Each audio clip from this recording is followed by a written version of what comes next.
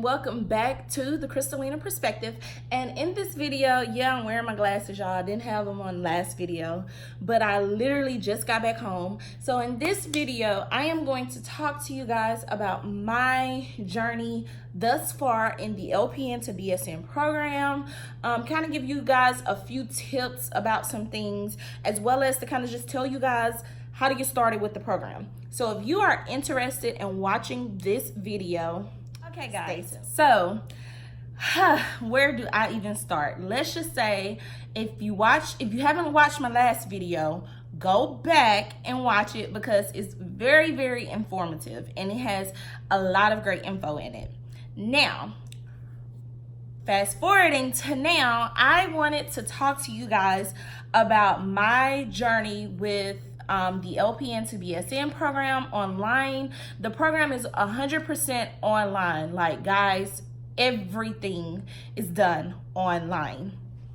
So basically, once you get accepted to the program, there are quite a few steps that you have to take, but it's kind of like if you were to do a regular in-class program. It's just that you're having to do everything online. So one of the first things that we had to do was we had to do a school orientation, and basically that's like a class on, well, it's a course on Blackboard, and the course basically walks you through everything with the school, about the school, etc., etc. And then the second thing that you have to do after that is that there is an online LPN to BSN orientation. Now, let's rewind back. Once you receive your acceptance into the school, they send you an acceptance letter, and then they send you a checklist full of everything that you need to know regarding the program, where you get your books or how you find out what books you need, how to pay for school. On that list, you have to do a drug screen and a background check, and those things have to be done within 2 weeks before the start of class. So you have to pay attention to the fine print, the details, and all of that within these checklists that they send. And the checklist is about 2 pages. So basically, it spills out everything that you need to do in order to get prepared for the program. So the program, everything loaded. Class was supposed to start on a Monday. Everything loaded late Saturday night, early Sunday morning.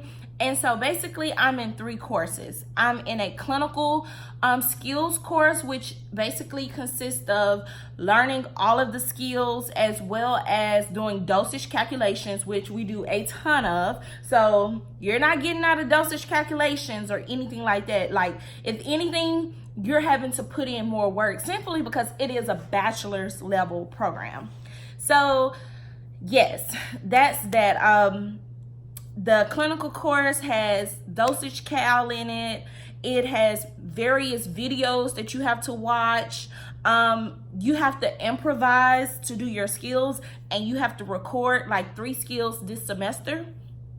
So they'll basically have you to improvise and do those type of things in order to make sure you're getting the most. They want you to use your imagination, but not only use your imagination, they want to see if you can critically think. And so basically, you have 3 skills that you have to use your video camera for to video record and submit it to the school. Also in the clinical course, we do simulation. So this entire semester, we're gonna collect 37.5-ish or 37 hours. Well, it's 37 to 37.5. I'm trying to remember. I don't have any of the information in front of me.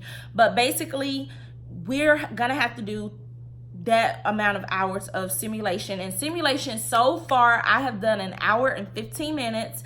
And it was about prioritization. They have all of these fancy sites and stuff that you use for the program, and basically this site gave me a patient, and I'll hold that for when we start for a little bit later in the video. But basically, this semester is basically simulation. The only con to this program is finding preceptors. So that's the only downfall to the program, is that they don't have preceptors, but I am going to email my faculty advisor, because in this program you get a academic advisor, you get just a regular LPN to BSN advisor that's just there for support, and then you get a faculty advisor who recommends you for different things, kind of help you with the coursework, that type of thing. So you get a lot of assistance within this program, which I really appreciate. And so I'm going to email my faculty advisor about the preceptors and all that. But basically this semester we are focusing and working on securing preceptors for our next semester of clinicals. I know for a fact most of the clinicals are like 75 hours that we have to complete.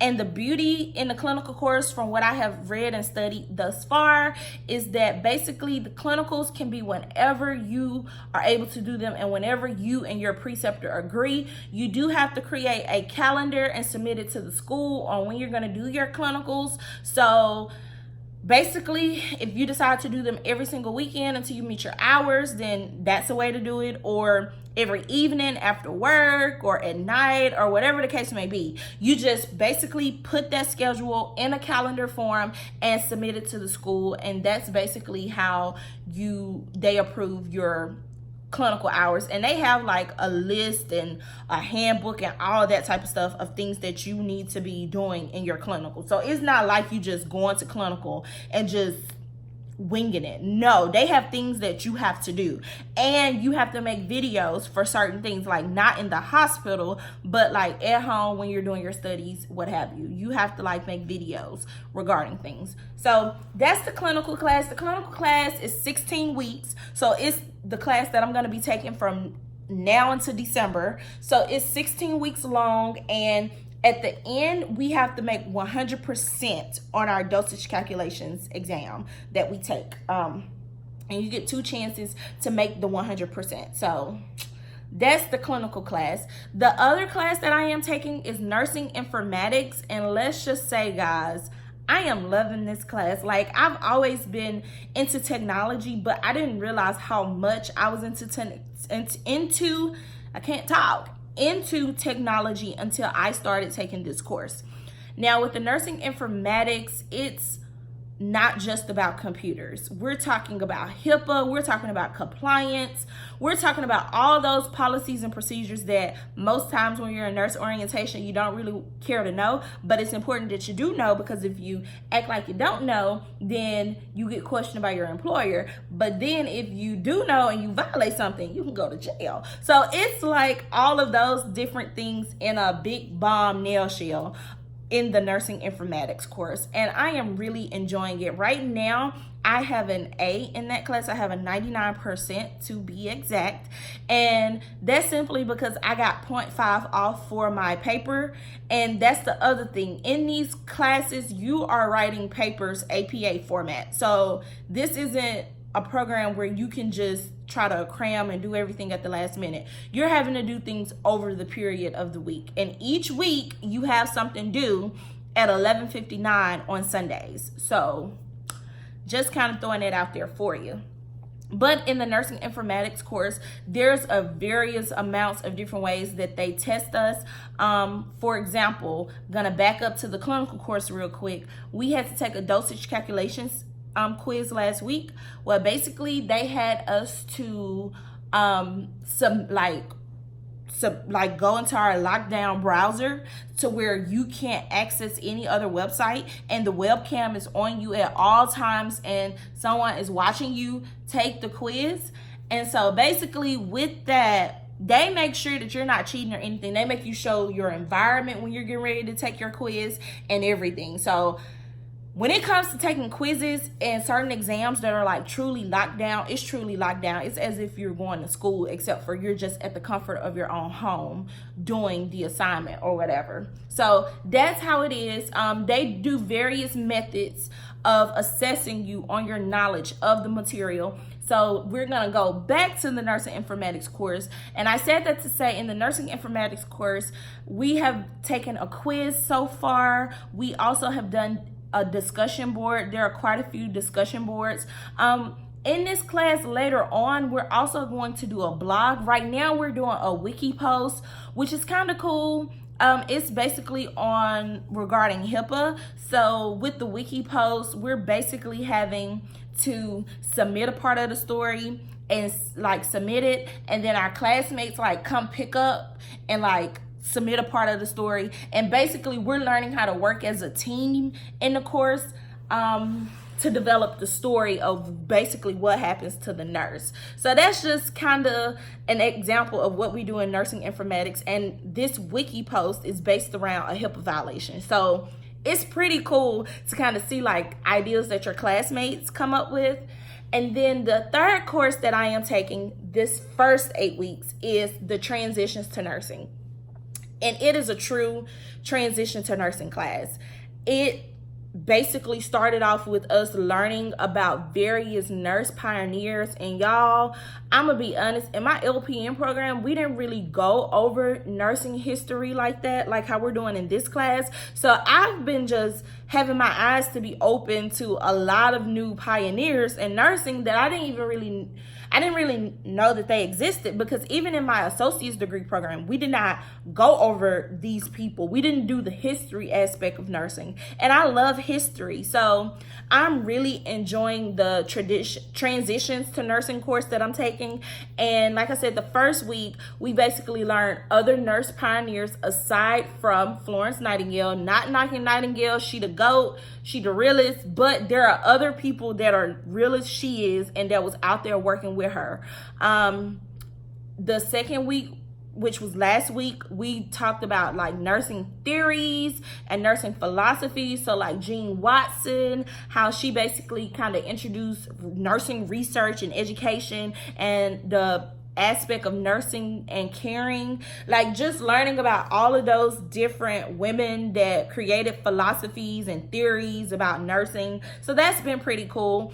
And in this course, we've had to do a discussion post so far, and we did our first like paper outline, because in the course, one of the big heavy hitter assignments in the transitions course is that we have to do our nursing philosophy and utilize other nursing theories and philosophies within our post.